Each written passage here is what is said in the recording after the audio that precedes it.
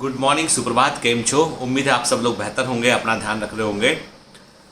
Vaccine campaign जो है वो काफ़ी बड़े लेवल पर शुरू हो चुका है और जितने मेरे कमांडोज मेडिकल कॉलेज के अंदर हैं उनमें से अधिकांश को वैक्सीन लग चुके हैं। कुछ के नाम आज आने वाले हैं, कुछ के कल आने वाले हैं और अधिकांश ने मुझे फोटोग्राफ भी शेयर किया उन्होंने कि उनको वैक्सीन लगा है। जैसे यूपी में जो है वो कई जगह पे कोवैक्सीन लगा हुआ है, मध्य प्रदेश में कोविशील्ड लगाया गया है। मतलब ये है कि ये बहुत बड़ी बात है कि इंडिया ने जो है सही समय पर जो है वैक्सीन को जो है प्रिपेयर किया, उसको उन्होंने लॉन्च किया।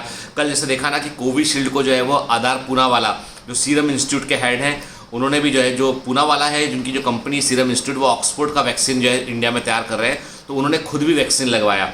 इस बात को बताने के लिए कि वैक्सीन सेफ़ है। वैक्सीन को लेकर जो अफवाहें चल रही हैं, जो र्यूमर्स उड़ रहे हैं व्हाट्सअप पर, सब जगह पर जो चल रहे हैं, वो सब गलत है। एंड वैक्सीन देखिए क्या होता है, कोई भी वैक्सीन हो, चाहे पोलियो का वैक्सीन हो, चाहे जो है वो चिकन पॉक्स का वैक्सीन हो, चाहे स्मॉल पॉक्स का वैक्सीन हो, चाहे टीबी का वैक्सीन हो, कोई भी वैक्सीन के मामूली साइड इफेक्ट होते हैं। ठीक है, आप कभी देखना जो वैक्सीनेशन यहाँ पे बच्चों का होता है, वहाँ डॉक्टर बोलता है भाई वैक्सीन लगवाने के बाद में आधा घंटा बाहर रुकिएगा, ठीक है, ताकि कोई एलर्जिक रिएक्शन होता है तो वहाँ पे डॉक्टर उसको एड्रेस कर सके।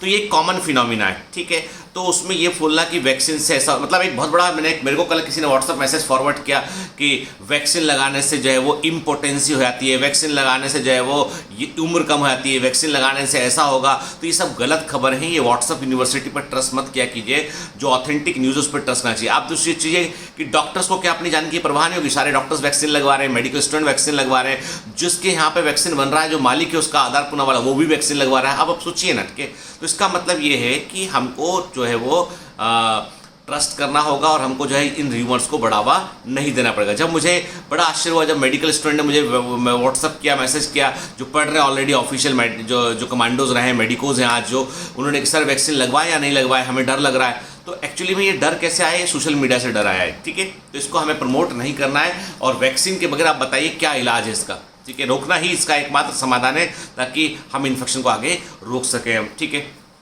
अब ये तो बात की हमने, कंटेम्प्रेरी बात थी, वो की हमने। अब आप में से किसी ने मुझसे पूछा कि सर आपसे मुझे एक शिकायत है। शिकायत ये है कि आप कभी भी जो है वो कट्टरपंथी या आप जो है धर्म के लिए आप बहुत ही रिजिड होकर बात नहीं करते हैं। आप हमेशा ऐसे ही बोलते हैं कि सब अच्छा है, सबका सम्मान करना चाहिए। आप ये बोलते हैं कि जो है वो जजमेंटल मत बनो, लेकिन हम तो चाहते हैं कि आप जो है वो अपने रिलीजियस पर्सपेक्टिव को बताइए। सेंसिटिव मैटर है, संवेदनशील मैटर है। पर मैं आपसे एक बात कहता हूँ बेटा, कि यदि आप मुझसे पूछेंगे एज ए ह्यूमन बीइंग, तो मैं बोलूँगा कि जितने भी धर्म हैं, जो भी धर्म भारत के अंदर मौजूद हैं, दुनिया भर में मौजूद हैं, मैं सबको मानता हूँ, एक कल्चर या संस्कृति मानता हूँ। बैठ के आप मुझसे पूछेंगे, मेरे लिए धर्म का मतलब बहुत बड़ा है। मेरे लिए धर्म का मतलब है धरती का घूमना, सूर्य का निकलना। मेरे लिए धर्म का मतलब है ये प्रकृति। मेरे लिए धर्म का मतलब है ये चलती हुई हवाएं। मेरे लिए धर्म का मतलब है बहता हुआ पानी। मेरे लिए धर्म का मतलब है होने वाली बारिश। मेरे लिए धर्म का मतलब मंदिर, मस्जिद, गिरजाघर या गुरुद्वारा नहीं है। वो मैं मानता हूँ कि वो सम्मान के प्रतीक हैं, वे कल्चर के प्रतीक हैं, वे संस्कृति के प्रतीक हैं। और संस्कृति फूलों के समान होती है। एक बगीचे में जितने भी तरह के तमाम अलग अलग तरह के फूल लगे होंगे ना, तो बगीचा बहुत सुंदर लगेगा। यदि एक ही तरह के फूल लगे होंगे तो बगीचे में आप बोर हो जाएंगे आप, ठीक है। यदि ये सारी की सारी विविधताएँ नहीं होंगी, डाइवर्सिटी नहीं होगी, तो हम बोर हो जाएंगे। हमें जो है वो हमारा मन जो है वो बेचैन हो जाएगा। और आपको बता दूं मैं, जो डाइवर्सिटी है ना, वही हमको जो है वो हमारे लिए अट्रैक्शन को बनाए रखती है वो, ठीक है ना। तो वही वाली बात है कि आप मुझसे मुझे आश्चर्य होता है कि आप मुझसे ये सब चीज़ें जानना क्यों चाहते हैं, क्योंकि ये मेरा व्यक्तिगत मैटर है कि मैं किसको मानता हूँ नहीं मानता हूँ। मुझसे आप पूछेंगे तो मैं जीसस को भी मानता हूँ, मैं जो है अल्लाह को भी मानता हूँ, मैं गॉड को भी मानता हूँ, मैं सबको मानता हूँ मैं, क्योंकि मैं मानवता को मानता हूँ। जो ह्यूमैनिटी है उससे बड़ा कोई रिलीजन नहीं है, ठीक है। एक बात हमेशा ध्यान में रखिए, आप जिसको भी मानते हो इस बात का यकीन रखिए कि गॉड ने कभी कोई वेस्टेज नहीं बनाया। ईश्वर जो है वो इतना दक्ष है, इतना इफिशिएंट है कि उसने कभी कोई वेस्टेज या अवशिष्ट नहीं बनाया उसने। और इसीलिए अपने आप को जो लोग मानते हैं कि चूका हुआ मानते हैं, ये मानते हैं कि हम डिप्रेस्ड हैं, हम नहीं कर पाएंगे, हमारे बस का नहीं है, या हम जो है वो बड़े परेशान हैं, तो मैं उनसे यही बात कहता हूँ कि एक बात दिमाग में डाल लीजिए कि प्रकृति में कोई भी वेस्टेज नहीं बना है। और यदि वेस्टेज बनाना होता ना, तो आपको माइक्रो ऑर्गेनिज्म, कुछ माइक्रो ऑर्गेनिज्म भी काम करता है। याद रखिए, माइक्रो ऑर्गेनिज्म में बहुत सारे काम करता है। दूध में यदि बैक्टीरिया डाल दोगे तो दही बन जाएगा वो, लैक्टोबैसिलस डाल दोगे दही बन जाएगा वो। तो माइक्रो ऑर्गेनिज्म का भी अपने लाइफ का एक जो है वो, उसका भी एक आयाम है, एक अलग डायमेंशन है। तो इसलिए ये सोचना कि हम चूक गए हैं, तो ये ठीक नहीं है। मुझे ऐसा लगता है कि आपको जो है वो अपने सबसे बेस्ट को रिवील करने की ज़रूरत है, कि आपके अंदर जो छुपा हुआ है ना उसको पहचानने की ज़रूरत है। हम क्या करते हैं, हमारा जितना भी ओपिनियन अपने बारे में, बार बार एक बात दोहराता हूँ कि हमारा जितना भी ओपिनियन अपने बारे में है वो दूसरों के कहने पर होता है। अभी कल किसी ने मुझे एक वीडियो पोस्ट किया, कहीं से किसी ने मुझे वीडियो व्हाट्सअप किया कि सर आपके बारे में कोई कुछ बोल रहा है कि MBBS वाले लोग जो है वो पढ़ा नहीं सकते हैं, यो उनको क्या मालूम बायोलॉजी के बारे में। तो भाई ठीक है, वो उनका अपना पर्सपेक्टिव है, हमें उनके पर्सपेक्टिव का भी रिस्पेक्ट करना चाहिए। हमको क्या मतलब किसी के कहने से, कि हमें इतना मतलब है कि एक पढ़ा रहा है एक पढ़ रहा है, और जो अंतर संबंध, जो इंटर रिलेशनशिप है उसका मायना है। बाकी तीसरे के बोलने से क्या होता है, कि तीसरा जो परम ज्ञानी भी है तो भाई वो अपना ज्ञान अपना जाने, वो हमको क्या करना उसको। इस तरह की वीडियो आप फॉरवर्ड करते तो वो भी ऐसा लगता है कि आपके अंदर भी कहीं ना कहीं पे जो है वो एक डायलेमा है, एक जो है वो आपके अंदर भी एक प्रकार का असंतुलन है। उसी असंतुलन के चलते आप मुझे इन्फॉर्म करते हैं कि सर किसी ने ऐसा बोल दिया आपके बारे में, जबकि मुझे लगता नहीं कि मेरे बारे में कोई ऐसा व्यक्ति बोलेगा। और दूसरी बात है कि जो बोल रहा है तो उसको पता कितना है मेरे बारे में, कि कितना जानता है। और मैं हमेशा कहता हूँ किसी को जज मत करिए, किसी के बारे में कुछ मत बोलिए बुरा, कि मैं हमेशा कहता हूँ कि हमारी ज़िंदगी में इतना कुछ है कि जिसको हमें जो है सुधारना है, बेहतर करना है। और हम यदि दूसरों की बुराइयों पर ध्यान फोकस करेंगे, दूसरे को नीचा दिखाने पर ध्यान फोकस करेंगे, दूसरे की लकीर को छोटा करने पर ध्यान फोकस करेंगे, दूसरे की कमियां गिनाने में हम यदि ध्यान अपना लगाएंगे तो हमारी कमियां जो है वो कोई दूसरा हमको गिनाएगा।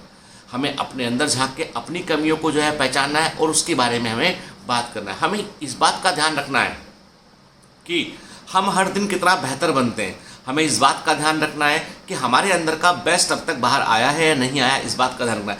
हमें इस बात का ध्यान रखना है कि हमारी जो चाह थी, जो हमारी मंजिल थी, जो हम सोचते थे वहाँ तक के सफ़र में हम कितना आगे पहुँचे और मंजिल कितना दूर है। क्योंकि मैं कहता हूँ कि ज़िंदगी छोटी है अपने बारे में, अपने आप को इम्प्रूव करने के बारे में। महात्मा गांधी से पूछा गया कि यदि आपकी उम्र जो है 50-100 साल और बढ़ा दी जाए तो आप क्या करेंगे, तो महात्मा गांधी ने बोला मैं बहुत सारी किताबें पढ़ूंगा। बहुत कुछ जानने मिलता है, बहुत कुछ सीखने मिलता है। हमें इस फेर में नहीं पड़ना है कि कौन ने हमारे बारे में क्या बोल दिया। ये सामान्य समाज का हिस्सा है, हमें इससे ऊपर उठना पड़ेगा। हमें ऐसा बनना पड़ेगा कि कोई हमारे बारे में कुछ बोलता भी है ना, तो उसको बोलने के बाद उसको वो शब्द, देखिए एक बार मैंने कहा था आपको कि वो शब्द जो है उसके पास लौट जाते हैं। एक बार मैंने आपको बताया था कि गौतम बुद्ध को एक व्यक्ति आके खूब सारी गालियाँ बकता है और गौतम बुद्ध कुछ नहीं बोलते, तो उनके जो शिष्य होते हैं बोलते हैं भाई कि गुरुजी ये तो बहुत ज़्यादा है, लोग आपको तो कुछ कुछ बोल रहे हैं, आप कुछ बोलते भी क्यों नहीं हो। उन्होंने कहा अच्छा ये बताओ आनंद कि कोई चीज़ तुमने मुझे वस्तु दी है और मैं यदि मान लो लेना नहीं चाहूँ उसको, तो वो वस्तु किसके पास रहेगी, मेरे पास ही रहेगी। उसने कहा भाई इतनी सी बात है, मैं स्वीकार ही नहीं करता हूँ, तुम्हारा ओपिनियन मेरे लिए कोई मायने ही नहीं रखाता। मेरे अपने ओपिनियन है, मेरी अपनी भावनाएं हैं, मेरा अपना जो है वो दिमागी सर्किट है। मुझे क्या वास्ता तुमसे कि तुम क्या सोचते हो मेरे बारे में, ठीक है, तुम्हें क्या सोचना है। आप आज़ाद हैं सोचने के लिए, आप कुछ भी सोचिए, आप बिल्कुल इंडिपेंडेंट है, आज़ाद हैं, और आपको मैं जज भी नहीं कर रहा हूँ।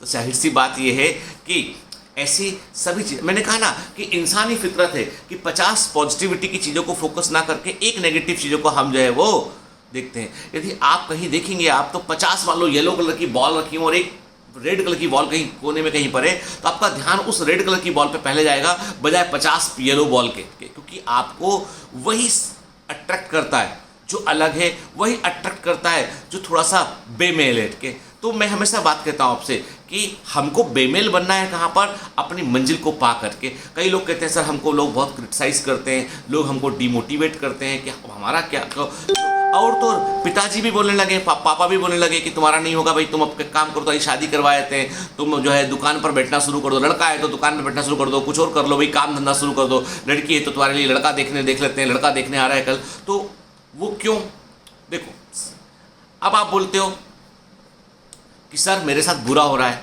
मैं कहता हूँ इस प्रकृति में everything depends upon your Karma. कर्म जो है कि आपके जो प्रीवियस कर्मा है उसमें आपने क्या किया। यदि आप कंटिन्यूस अचीवर रहे होते तो घर वाले आप पर यकीन कर रहे होते, लेकिन कंटिन्यूसली आपने चीज़ों को जो है वो अचीव नहीं किया है, आपने मीडियोकर लेवल पे कहीं जाके पूरा किया है, तो उनको आप पर यकीन नहीं है। तो बताइए गलती किस उनकी है या गलती आपकी है। ठीक है, आज आप चाहते हैं कि दुनिया आप पर पूरा यकीन कर ले, लेकिन पिछला ट्रैक रिकॉर्ड कहता है कि आप पर यकीन जब जब भी किया गया आपने उसे फुलफिल नहीं किया। कड़वी बात है पर सच्ची बात है। तो अब बताइए आप, तो वो गलती कर रहे हैं कि आप गलती कर रहे हैं, है ना। तो इसलिए जब आप देखते हैं ना कि मैं अनसक्सेसफुल हूँ, मैं सफल नहीं हुआ हूँ, तो आप देखिए सफल व्यक्ति के कर्म को अपने कर्म से जोड़ ऐसे इसके साथ में पैरेलल करके कंपेयर कीजिए और बिल्कुल ईमानदारी के साथ कीजिए। आप पाएंगे कि आपने समय का क्षरण किया है, आप पाएंगे आपने टीचर्स की हॉपिंग की है, आप इधर गए हैं, उधर गए हैं, उधर गए हैं, इधर जाके। अब आप बताइए, जो बच्चे जो मेरे कमांडोज मुझे वीडियो भेजते हैं इस तरह के कि सर आपके बारे में इसने ये बोल दिया, वो बोल दिया, मतलब आप वहाँ जाके उनके वीडियो देखते हैं, इसका मतलब ये है कि आप भी डिविटेड हैं, आप 25 जगह पर जो है वो घूम रहे हैं आप। इसका मतलब आप मुझसे असंतुष्ट हैं। इसका मतलब ये है कि आपको ये टीचर हॉपिंग करने में मज़ा आ रहा है और कल को आप बोलेंगे कि सर सिलेक्शन तो हुआ नहीं है। तो बताइए गलती मेरी है, गलती आपकी है?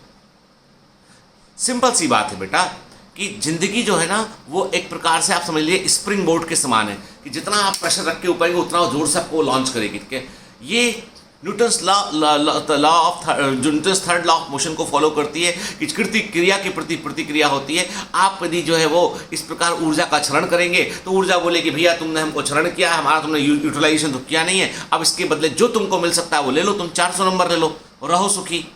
तुम चाहते हो 600 नंबर मिल जाए और तुम्हारा एफर्ट जो है वो 400 नंबर वाला है।